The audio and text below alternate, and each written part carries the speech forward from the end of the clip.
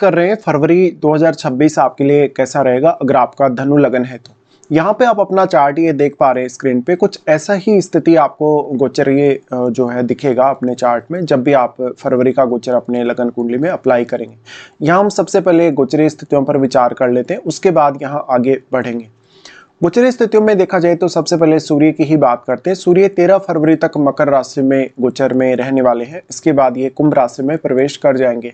बुध का गोचर 3 फरवरी से कुंभ राशि में होगा और शुक्र का भी गोचर कुंभ राशि में ही होगा, लेकिन शुक्र 6 फरवरी से कुंभ राशि में प्रवेश करेंगे। वहीं मंगल की बात की जाए तो मंगल का गोचर स्टार्टिंग में मकर राशि में रहेगा, जहां फिर वो 23 फरवरी से कुंभ राशि में प्रवेश करेंगे।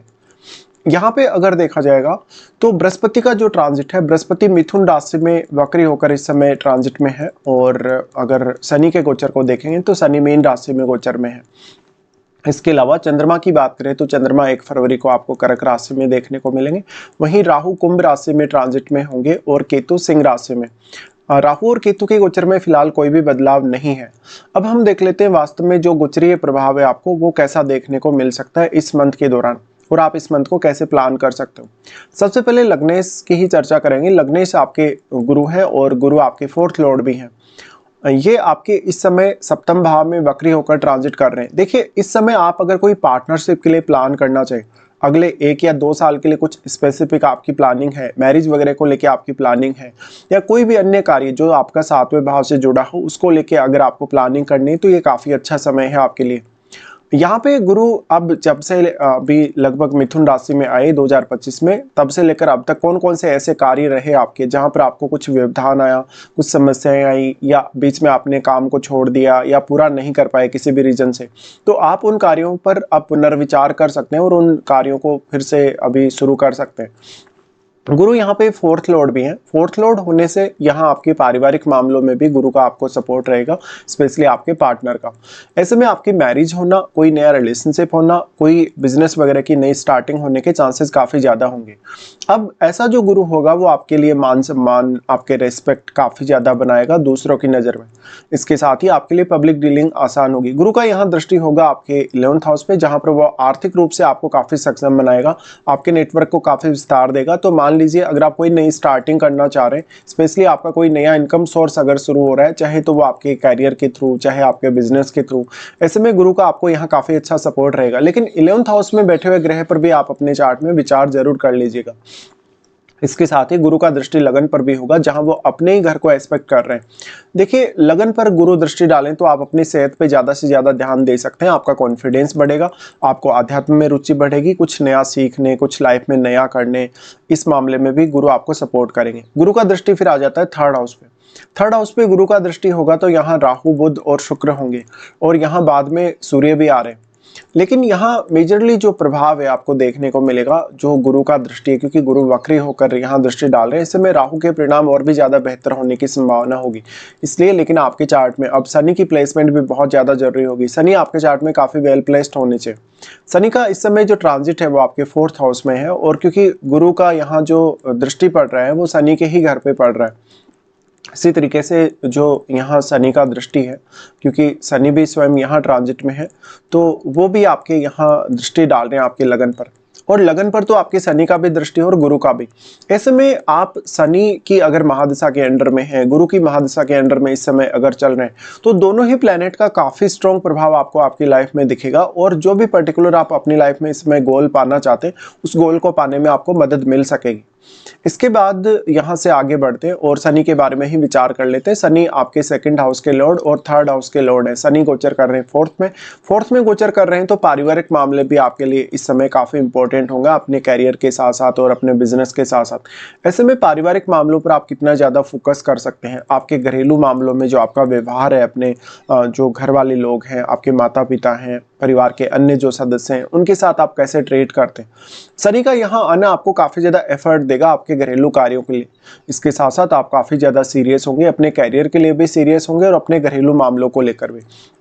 अगर आप इस समय कोई नई स्टार्टिंग करना चाहते हैं, बिल्कुल फ्रेश शुरुआत करना चाहते हैं, तो शनि का आपको बेहद सपोर्ट है। शनि यहाँ से फिर दृष्टि डाल रहे हैं 6th हाउस पे, जहाँ वो आपके मार्ग में आने वाली समस्याओं को दूर करेंगे। स्पेशली अगर आप कर्ज में डूबे हैं, अगर आपको कैरियर में कुछ बाधा आ रही है, कोई बहुत बड़ा कंपटीशन आपको फेस करना पड़ रहा है, या कोई भी ऐसी चुनौती आपको फेस करनी पड़ रही है इस समय में, या आपके ऊपर कोई लिटिगेशन जैसा मैटर है, कोई भी आपका कानूनी कोई दांव पेच चल रहा है आपकी लाइफ में, तो उस मामले में भी शनि का बेहतरीन सपोर्ट है। लेकिन 6th हाउस पे शनि दृष्टि डालें तो जिम्मेदारियों को बढ़ाने वाले होंगे, आपको और भी ज्यादा एफर्ट करवाने वाले होंगे। शनि का फिर दृष्टि आ जाता है आपके 10th हाउस पे। 10th हाउस पे शनि का दृष्टि है तो कैरियर में ज्यादा से ज्यादा स्टेबिलिटी लाने की कोशिश करिएगा। शनि का यहाँ दृष्टि होने से कैरियर में जो भी आप गोल लेके चल रहे हैं, स्पेसिफिक कोई भी अगर टारगेट लेके चल रहे हैं, उस टारगेट पे आप अच्छे से फोकस कर पाएंगे। फिर इनका दृष्टि आ जाता है आपकी लगन पर। लगन पर दृष्टि होगा तो आप मेजरली अपने आप को पहचान पाएंगे, अपने आप को सेल्फ रियलाइज कर पाएंगे। साथ में लगन में बैठे हुए ग्रह पर विचार अवश्य करिए। अगर लगन में मान लीजिए आपके चंद्रमा बैठे हों, आपके राहु बैठे हों, अगर केतु बैठे हों, ऐसे में आपका सिक्स सेंस भी काफी तेजी से बढ़ेगा। लेकिन इस प्रकार का शनि आपको आपके 4th हाउस रिलेटेड कार्यों के लिए ज्यादा जिम्मेदार बनाएगा और आपकी रेस्पॉन्सिबिलिटीज को तय करेगा। उसके बाद देखते हैं मंगल को। मंगल आपके चार्ट में यहाँ पर वो पंचम घर के स्वामी और आपके चार्ट में वो 12वें घर के स्वामी है। फिलहाल मंगल का गोचर है उच्च की स्थिति में, जहाँ वो आपके 2nd हाउस में है सूर्य के साथ ही। देखिए इस प्रकार का मंगल आपको फॉरेन से भी और आपको स्टॉक मार्केट वगैरह से, लॉटरी या सट्टा वगैरह से गेन करवा सकता है यहाँ पे। लेकिन आपको जो नुकसान होगा अपनी वाणी की वजह से, अपने बहुत ज्यादा गुस्से या उग्रता की वजह से होगा। तो फैमिली रिलेशंस पर थोड़ा ध्यान दीजिएगा। साथ साथ में कुछ अनएक्सपेक्टेड चेंज आपकी अर्निंग्स में आ सकते हैं इस समय में। अगर आपका कोई भी प्रॉपर्टी वगैरह में इन्वेस्टमेंट है, कोई भी प्रकार का अदर आपका इन्वेस्टमेंट है, चाहे वो लॉटरी, सट्टा या शेयर मार्केट वगैरह में है, वहां से भी आपको गेन होने के चांसेस होंगे। मंगल आपके चार्ट में क्योंकि अब वो 12th लॉर्ड है, इसलिए कभी कभी आप बहुत ज्यादा गुस्से में आके, बहुत ज्यादा उग्रता में आके कुछ ऐसे खर्चे कर सकते हैं जो आपको बाद में परेशान करेंगे। मंगल का दृष्टि आ जाता है आपके 5th हाउस पे। देखिए 5th हाउस पे मंगल का दृष्टि होगा तो आपको काफी क्विकली डिसीजन लेने के लिए ऐसा मंगल प्रेरित करता है।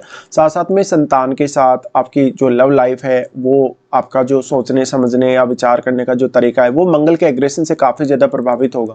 इसलिए यहाँ पर आपको थोड़ा सा धैर्य भी रखना होगा और अपने आप को काफी ज्यादा कंट्रोल में लाना होगा मानसिक तौर पे। मंगल का दृष्टि फिर यहाँ से होगा आपके अष्टम पर। देखिए अष्टम पर जो मंगल का दृष्टि है, यहाँ सूर्य का भी साथ में दृष्टि होगा, तो ये इस हाउस को एक्सप्लोर करने के लिए अच्छा है। आपके इन-लॉज के साथ थोड़े रिश्ते जरूर बिगड़ सकते हैं यहाँ पे। हालांकि शुरुआत में यहाँ चंद्रमा भी रहेंगे तो आर्थिक रूप से ये काफी अच्छी स्थिति बन सकती है। शुरुआती 1 या 2 दिन में आपको कहीं ना कहीं से कुछ धन लाभ या प्रॉपर्टी मामलों में लाभ हो सकता है। लेकिन इन दोनों का ही दृष्टि यहाँ आ रहा है तो मैरिड लाइफ को लेकर थोड़ी सावधानी बरतें। अगर आप ऑलरेडी मैरिड हैं और इन लॉज के साथ आप कोई भी लेन देन वगैरह कर रहे हैं तो भी आपको सावधानी यहाँ बरतनी होगी। मंगल का दृष्टि फिर आ जाता है आपके 9वें भाव पे। 9वें भाव पे मंगल आपको काफी ज्यादा सपोर्ट करेंगे आपकी कोई भी प्रकार का स्टडी रिलेटेड टूर करने के लिए, हायर एजुकेशन के लिए, या कोई भी प्रकार से आपका डायरेक्टली इनडायरेक्टली अगर फॉरेन कनेक्शन हो तब। इस प्रकार का मंगल आपको काफी आध्यात्मिक बनाता है। जब भी केतु पर मंगल दृष्टि डाले तो काफी एक्सट्रीम स्थिति बनती है, इसलिए ये रिश्तों के लिए तो उतना अच्छा नहीं है। जैसे अपने गुरुजनों के साथ या अपने पिता के साथ थोड़े मतभेद इस समय सामने आ सकते हैं, लेकिन बाकी मामलों में यहाँ आपको काफी एक्सट्रीम स्थितियां दिखेंगी जो मोस्टली आपके फेवर में होंगी। अब आपको यहाँ सही डिसीजन लेने की लेकिन आवश्यकता है। मंगल का दृष्टि 9वें भाव पर होने से आपकी कोई लॉन्ग डिस्टेंस टूर हो सकती है जो कि आपके धार्मिक या आध्यात्मिक पर्पज से हो सकती है। इसके बाद आगे बढ़ जाते हैं और बात कर लेते हैं शुक्र के बारे में। शुक्र आपके चार्ट में यहाँ पर वो है 6th हाउस के स्वामी और 11th हाउस के स्वामी। शुक्र इस समय ट्रांजिट में होंगे राहु के साथ। राहु के साथ शुक्र का ट्रांजिट में होना काफ़ी ज़्यादा इम्पोर्टेंट है, और क्योंकि यहाँ पर इनकी जो स्थिति है वो आपको काफ़ी ज़्यादा कामुकता दे रही है। एक तरफ आपको कम्युनिकेशन में काफ़ी हेल्प कर रही है, आपकी क्रिएटिव स्किल्स में काफ़ी हेल्प कर रही है, और बाद में क्योंकि यहाँ पर मंगल भी आ जाएंगे, मंगल यहाँ पर ज्वाइन करेंगे 23 फरवरी से कुंभ राशि में, तो ऐसे में आपकी एक्सपेक्टेशन जो शुक्र को लेके हैं वो और भी ज्यादा बढ़ जाएंगी। यहाँ पर मंगल के आने के बाद आपके रिश्ते बहुत ज्यादा डिस्टर्ब होने के चांसेस होंगे साथ साथ में, लेकिन आपकी आर्थिक स्थिति या आपके इनकम के लिए काफी अच्छा होगा। तो अब आप नेचुरली कितने ज़्यादा टैलेंटेड हैं, अपने टैलेंट पे, अपनी योग्यता पे ज़्यादा से ज़्यादा आप ट्रस्ट करें और अपने आप पे ज़्यादा से ज़्यादा फोकस करें तो आप काफ़ी कुछ कर सकते हैं। शुक्र से रिलेटेड डायरेक्टली इनडायरेक्टली आपका कोई भी बिजनेस हो, चाहे कोई भी आपका प्रोफेशन हो, तो आप काफ़ी अच्छा इस समय परफॉर्म कर पाएंगे।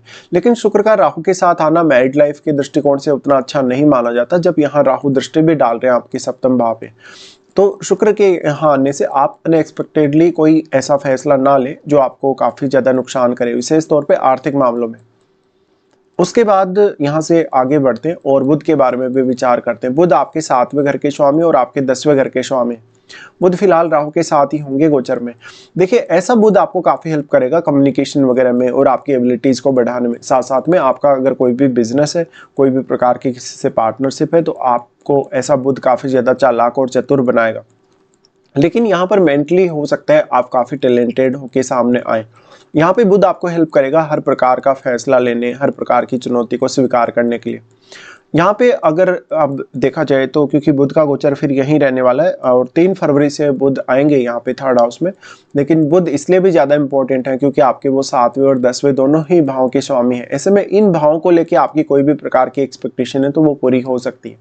लेकिन आप अगर ओवर एक्सपेक्ट करेंगे तो आपको उतनी ज़्यादा प्रॉब्लम भी आएगी।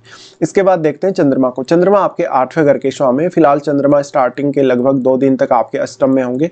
2 दिन तक अचानक से आपको धन के रूप में कुछ फायदा होने के चांसेस होंगे, लेकिन यहाँ पर मानसिक तौर पे थोड़ा स्ट्रेस सामने आ सकता है या बहुत ही ज़्यादा आप में उग्रता सामने आ सकती है। उसके बाद चंद्रमा यहाँ से प्रवेश करेंगे वो सिंह राशि में और केतु के साथ कंजक्शन में होंगे। ये समय थोड़ा कंफ्यूजन वाला होगा। हालांकि ये आप अगर हायर स्टडीज़ के लिए कहीं अगर टूर कर रहे हैं, कहीं आप दूर की यात्रा कर रहे हैं, तो जरूर आपको सपोर्ट मिल पाएगा। उसके बाद चंद्रमा आ रहे हैं आपके 10th हाउस में, जहां पर कैरियर रिलेटेड वो थोड़ा आपको उतार चढ़ाव दे सकते हैं। यहाँ शनि अपनी दृष्टि डाल रहे हैं तो शनि आपको काफ़ी ज़्यादा बैलेंस करने का भी काम करेंगे। शनि आपका कितना ज़्यादा प्रबल है अब चार्ट में वो जरूर देखिएगा।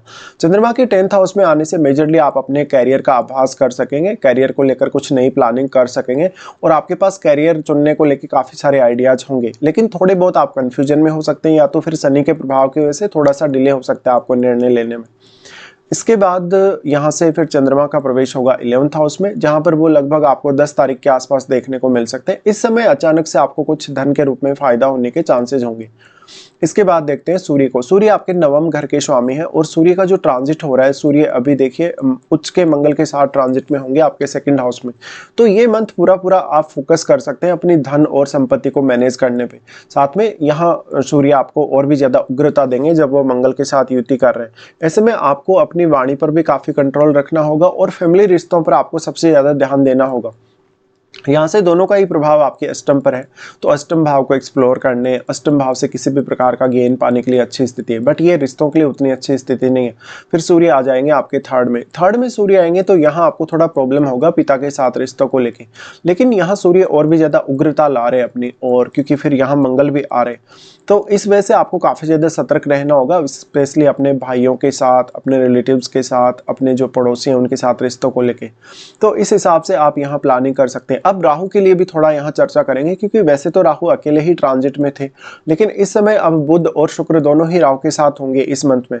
इसलिए आपका मैरिज अगर ऑलरेडी हो चुका है या तो फिर आप इस समय अगर मैरिज करने वाले हैं तो विशेष तौर पे सावधानी बरतें, क्योंकि पार्टनर के साथ अक्सर आपका विवाद या आपको कुछ अनएक्सपेक्टेड देखने को मिल सकता है अपनी मैरिड लाइफ में। यहाँ पे फिर शुक्र भी राहु के साथ ही होंगे, ऐसे में धन, लग्जरी, ऐशो आराम की तरफ आप थोड़े आकर्षित होंगे। वैसे तो 4th हाउस में शनि ट्रांजिट में है तो आप काफ़ी यहाँ स्ट्रिक्ट भी होंगे, लेकिन शुक्र का जितना ज़्यादा आपके चार्ट में स्ट्रॉन्ग प्रभाव होगा उतना ही ज़्यादा आप धन, संपत्ति और काफ़ी ज़्यादा लग्जरियस लाइफ जी पाएंगे। इसके साथ साथ फिर आपके जो कैरियर है, कैरियर पर भी काफ़ी मेजर प्रभाव आएगा, अर्निंग पर भी काफ़ी मेजर प्रभाव आएगा, क्योंकि शुक्र छठे घर के साथ साथ आपके 11th हाउस को भी रिप्रेजेंट कर रहे हैं। अब इंपॉर्टेंट ये है कि राहु का दृष्टि आपके सप्तम पर भी है, आपके नवम पर और आपके 11th हाउस पर। तो ये मंथ को आप ऐसे ले सकते हैं कि आपको ज़्यादा से ज़्यादा अर्निंग करना है, ज़्यादा से ज़्यादा मान सम्मान, रेस्पेक्ट के लिए आप देख सकते हैं। तो इस हिसाब से आपको ये मंथ प्लानिंग करना होगा। अब देख लेते हैं कौन कौन से आपके लिए कुछ अच्छे दिन है इस मंथ में, कौन कौन से कुछ खराब दिन भी आपके लिए आने वाले हैं। सबसे पहले अच्छे दिनों की बात करेंगे तो आपके लिए 2 से 4 तारीख तक, 12 से 14 तारीख तक और 26 और 27 ये दिन काफ़ी ज़्यादा अच्छे रहेंगे। आपको अगर किसी भी प्रकार की प्लानिंग करनी है, कोई भी आपका ऐसा काम है जो नहीं बन पा रहा, जिस काम में आपको बार बार रुकावट आ रही, तो आप इन दिनों का चुनाव कर सकते हैं। इसके बाद देख लेते हैं कौन कौन से आपके लिए कुछ डिफिकल्ट दिन रहने वाले हैं। चंद्रमा जब वृषभ में गोचर करेंगे 23 से 25 तक ये स्थिति बनेगी। इस दौरान आपका कोई बहुत बड़ा खर्चा हो सकता है, आपका किसी से विवाद हो सकता है, झगड़ा हो सकता है। इस समय अचानक से आप किसी को पैसे अगर दे देंगे तो वो पैसे लौटकर वापस नहीं आने वाले। चंद्रमा का गोचर जब अपने ही भाव में होगा तो 1 और 28 तारीख को ये स्थिति बनेगी। इस दौरान कुछ अनएक्सपेक्टेड आपके आर्थिक रूप से चेंजेस आ सकते हैं। वहाँ जो आपके 2nd हाउस में मंगल और सूर्य दोनों ही हैं, उनका प्रभाव भी यहाँ होगा चंद्रमा पर।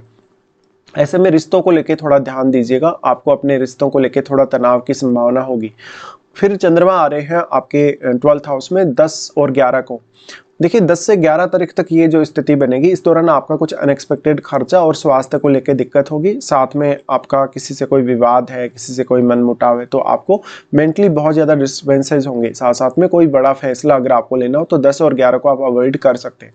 तो फिलहाल हमने यहाँ पूरा डिस्कस किया। फिलहाल आपको वीडियो देखने के लिए धन्यवाद।